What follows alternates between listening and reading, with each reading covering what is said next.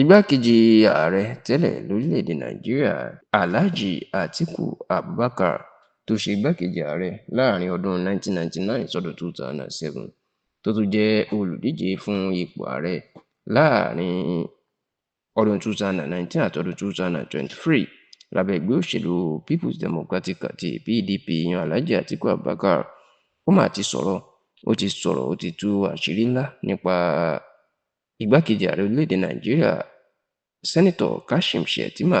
lórí àṣírí tí Shettima tó tú nípa Atiku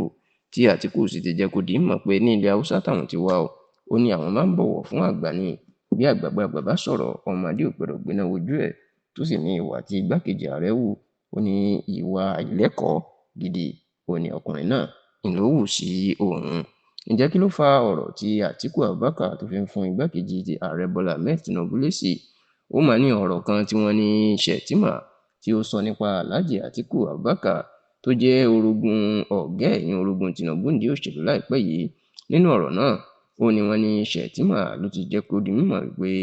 kí Alhaji Atiku Abubakar kó jáde síta kó fọwọ́ sọ̀yà kó fọwọ́ gbáyà kó tọ́ka nǹkan tí ó ṣe fún ilẹ̀ Haúsá bíi 8 péré ní ìgbà tó ṣe igbákejì ààrẹ orílẹ̀-èdè Nàìjíríà fún dídí ọdún 8 ìyẹn láàrin ọdún 1999 sọ́dún 2007. Ìkejì, Shettima ó tún pe Atiku Abubakar níjà wípé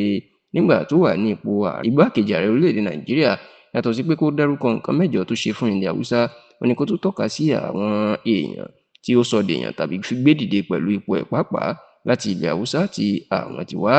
Ọ̀rọ̀ ìlú máa ń jà rìnrìn tó sì dàbí àbùkù ńlá fún Alhaji Atiku Abubakar.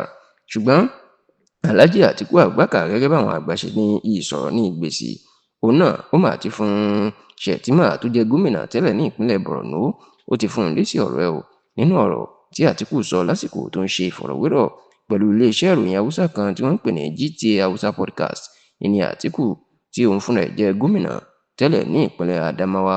ló ti jẹ́ kó di mọ̀ pé òun ò ní ọ̀rọ̀ kan tàbí èsì kan tó ń fẹ́ fún Shettima bẹ́ẹ̀ lòun ò ní dáhùn ìpèníjà tó pe òun ìpè kóun dárúkọ nǹkan 8 ọ̀tọ̀ọ̀tọ̀ tí òun ṣe sí ilẹ̀ Haúsá nígbà tóun wà ní ipò igbákejì ààrẹ fọdún 8 tàbí àwọn tí òun fà dìde láàrin ọdún 8 náà. Atiku Abubakar ní ilẹ̀ Haúsá lọ́dọ̀ àwọn